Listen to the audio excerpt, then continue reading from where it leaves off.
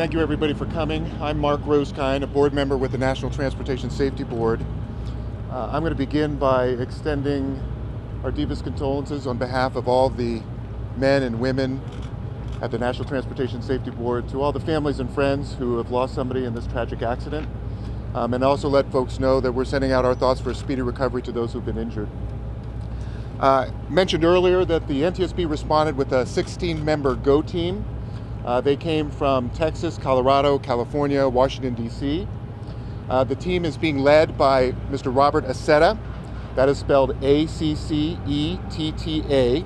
He's the investigator in charge, or you'll hear us refer to him as the IIC. He's a senior investigator with 20 years of experience. He is leading a team with expertise in 7 areas. And I'm going to go through these slowly because then as I give you an update, we're going to go through each one of these categories to tell you what was done today, as well as the information in each one of them. So these 7 categories are railroad signals, railroad operations, recorders, vehicle factors, motor carrier operations, human performance, and survival factors. I want to emphasize that the information I'm giving you is only from today, so it's extremely preliminary, but I'm going to give you a sense of the activities that were conducted, some information that's already been obtained, and some of the plans of what will be going on tomorrow. So first, with the railroad signals. The signal system has already been downloaded, and so we have information on signal activation, including the lights and arms. So again, I raised questions about were they functioning or not. We have the data to be able to determine that. We know that the south side automatic gate was destroyed in the accident. So that's not available for inspection beyond its destruction. Next is coming a test of the signal system. This is critical because we'll be looking at fault codes, timing, and also the synchronization between when the train approached, when the signals were started, and the gates. So obviously the timing and synchronization is very important for us to understand. In railroad operations, our investigators are looking at the rules, regulations, requirements, permits related to the parade. Specifically, we're going to be looking at what the requirements are in notifying the railroad and whether all the procedures, permits, etc. were actually followed by everyone. The recorders. There was a forward-facing video recorder called a track image recorder, TIR, that was on the locomotive engines, as well as event recorders. So there were 4 locomotive engines, 3 in the front. 2 of those belonged to Union Pacific Railroad, numbers 1 and 2. The third one to Norfolk Southern. The last locomotive engine was at the end, also belonging to Union Pacific Railroad. Now why that's relevant is the 3 Union Pacific locomotive engines, we were able to download and obtain both the video as well as the data event recorders. Now, why that's relevant is because those recorders, as we speak, are in the air on their way to Washington, D.C. for analysis in the NTSB laboratory. Now, what kind of information are we going to get from them? Things like speed and braking, which is I can actually give you 2 pieces of information we now have from those event recorders. This part of the track has a 70 mile per hour track speed, and the locomotive was going at 62 miles per hour at the time of the accident. We're also able to determine that there was emergency braking prior to the collision. Clearly, one of the next steps is for us to determine when that braking started and the strength of the braking. Another thing we know is this is a quiet zone, which means there is a restriction about using horn and other kinds of warnings. So we're going to look to see what role that might have played in the accident. Vehicle factors. We've been performing a laser scan, which creates a 3D representation. That's being done of the truck as well as a locomotive engine. And why that's relevant is because that will allow us to look at the damage and then determine basically the relationship between the damage from the locomotive engine and the truck. Also in vehicle factors, the Texas Department of Public Safety sent their compliance inspection officers to do an inspection of the truck, looking for any defects. That report, once finalized, will be sent to the NTSB. Our NTSB investigators will also be doing an inspection because they will go even deeper into the mechanical parts to understand what role that might have played in the accident. From the motor carrier operations side, we have the logs from the driver, and we are obtaining from the police, and in the process of obtaining from the police, information to contact the drivers, all those on the truck, as well as any witnesses that have been interviewed thus far. The police have told us that the driver provided, on a voluntary basis, a blood sample at the hospital. Again, these are information we've obtained. We don't have results yet. And we are also having our investigators look at the carrier to understand driver training, their inspections, and our investigators are looking at all of the parade permit procedures, etc., and whether they were followed by local, city, anyone else, the carrier, the organizers, etc. What was in place, were they followed by everybody? Human performance. We'll be looking at the driver's qualifications, his training, his medical status, and do a 72-hour review of his sleep work history. And in survival factors, our investigators will determine where people were sitting at the time of the accident. They'll be looking at how the seats were secured to the flatbed truck, and they will be looking at the role of the train versus ejection in the fatalities and injuries.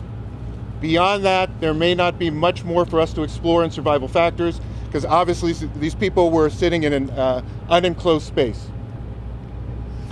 I'm going to remind you, our mission is to determine the probable cause, which is determining not just what happened, but why, and that why is critical for us to determine what safety recommendations need to be issued so this does not happen again. We're going to be on scene, and while on scene, we will not determine a probable cause. We will not be doing an analysis of the factual information that's obtained at this point. Our investigators still believe that they will be on scene for probably 7 to 10 days. So we're still finishing up. Our investigators are still working. So we're finishing up the first day. We will have updates for you as we go along. There's one planned for tomorrow. We don't know the exact time or location. So I'm going to suggest that you either tap us through ntsb.gov, our website, or follow us on Twitter, which is twitter.com/ntsb. And later, Peter will give you some contact information for him as well. We do have some time for questions. Sir, given the south side, you said that the speed limit is 70 miles an hour. We understand that it's a 15 mile an hour at the crossing. Is that so?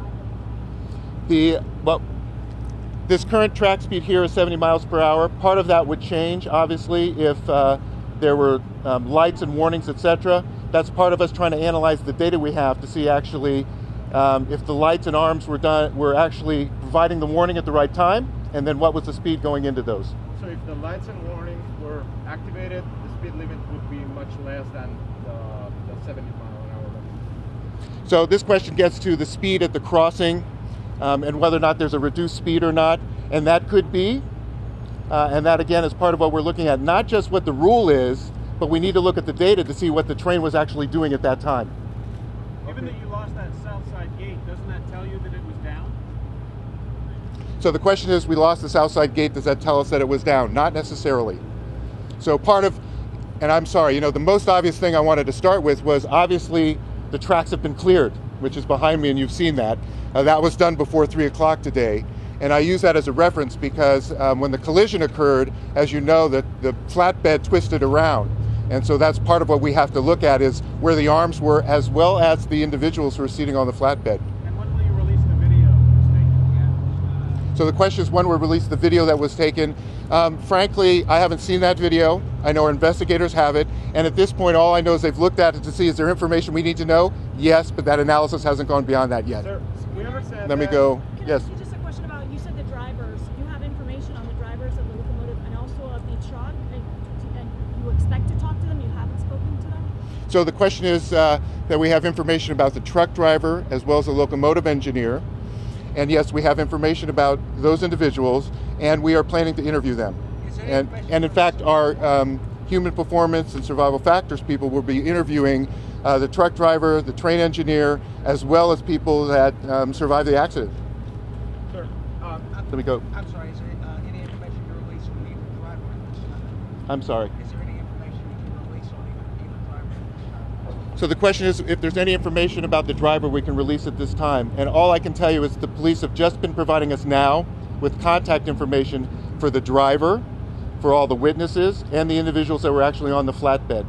And I don't mind telling you, this is a good example of, in fact, I was just talking to one of our survival factors people, and they need to go and establish a relationship to obtain the names of everybody that was on that flatbed. And then once we have those, we have to approach them sensitively to make sure that we can interview people that were there to get as much information as we can. Sir, who's in charge of maintenance of the bars, the signals? So the question is, who's in charge of the maintenance of the signals? Primarily, that would be the Union Pacific Railroad. Do you have records of maintenance so far? And the question is about any maintenance records on the signaling system, and that's one of the things that we're looking at. So we'll be looking at, as I would mention, we're going to be testing the signal system for timing, synchronization, but the other part is about maintenance or any problems that have been going on. We're aware, for example, that there was an electrical problem in the area for a number of hours. So that's one of the things we're going to look at, that again, from our download of event recorders, we'll be able to tell, did they do their job when they were supposed to? If the crossing arm was broken, how will you be able to tell if and when it actually went down? So if the arm was broken, how can we tell if and when it went down? And that's a great question, because it shows you that there's not just one source of information for us. So the electrical systems in the signal system will actually tell us if it was activated or not. We'll have video and eyewitnesses. So those are three different sources that we will be able to compare to see what was actually going on at the time of the accident. And thank you, because that's a great example of, it's not one source, it's multiple sources, and that's part of why this takes time, because you have to get that information from every one of those sources so we can factually say, where was that arm at the time of the accident? Can you expand on what you said about electrical problems in the area? What do you mean electrical problems in the area? So she's asking about electrical problems in the area, and I will just say that it was reported to us that there were some electrical outages somewhere in this area, and so the question was raised, could that have affected the signaling system? Is it on a different power system? The question is whether this signaling system's on a different power system, and that's what we'll be finding out. Because part of what we want to understand is, if there was something locally, did that affect the system or not? Again, we're going to be able to get that from multiple sources. There are reports that the locomotive that it actually sounded the horn. Okay, but we spoke to a witness that said that they hadn't heard the horn. Can you determine at this point if the horn went off or not? So the question is, can we determine at this point whether the horn went off or not? That will be in the event recorders. And again, so I think what's important about that is we'll have actual data from the event recorders to tell us that, to compare with witnesses or other sources of information. So that could be in the video as well. The ones you took down to DC. The ones, they're on their way to DC right now, exactly. Sir, when the speed Let me limit was go raised- right here. Give me one, go ahead. That's right. The driver of the semi, if he had proceeded without waiting for the first truck to clear, would that potentially be a violation of federal safety regulations? And if so, what violation would that be? So the question is whether the second driver, stay with me a little bit, Second Could- driver, so if the first truck comes across, but in other words, should the second driver have waited for the first truck to clear the intersection before proceeding? If he did not, did he violate federal safety regulations? And if so, what would the violation potentially be? right, so the question really has to do with the timing and spacing between the first and the second float, and whether or not the second one should have waited longer, were they going at the right time, etc. We don't know that yet. Again, all of our data sources will give us a chance to be able to evaluate that. Clearly, these are great questions, and they go to the heart of what we need to understand to determine the probable cause of what happened in this accident. Since the train is not when the speed limit was raised, was there a need to adjust or update the signals in the system as barrier, and if so, did it happen? So the question is, when the speed limit was raised to 70 miles per hour, was there a need to alter the signal system in some way? And why that's an important question, of course, is if you're going faster, then you may need more warning time, etc. That's exactly the kind of information we get from two sources. One is the event recorders to know what happened here at this point.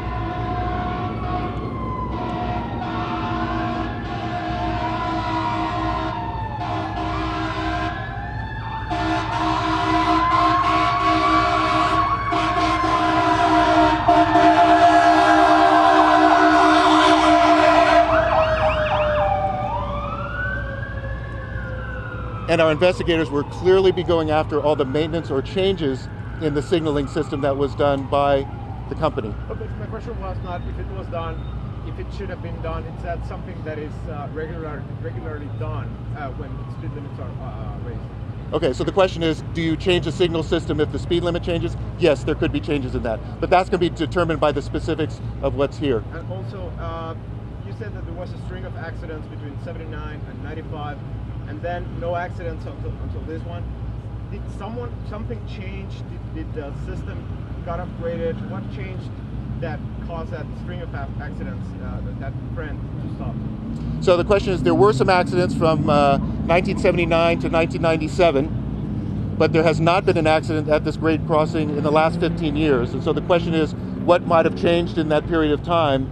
And that's another factor that we're going to be looking at to see, is there something different all of a sudden that could have precipitated this particular accident? Take one more question. How the crash occurred, since the train's gone now, I mean, where exactly was the impact? So the question is, where exactly was the impact?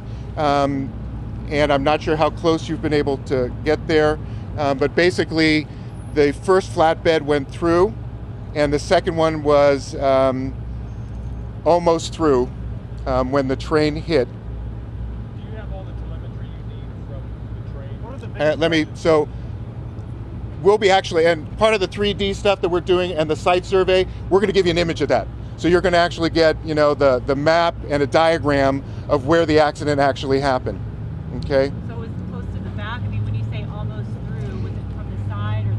And so her question really is, so how far was it? And why I'm hesitating because, I like to give you a number. There was only 30% at the end it hit, etc. But again, that's something that we're going to be able to do from our folks actually diagramming and getting our laser scans of exactly where did that happen. Clearly that's an issue of where the arm came down, did it come down, where did it hit, and the timing of that. So that was the last question. Stay in touch with Peter. We'll be out here tomorrow at some point.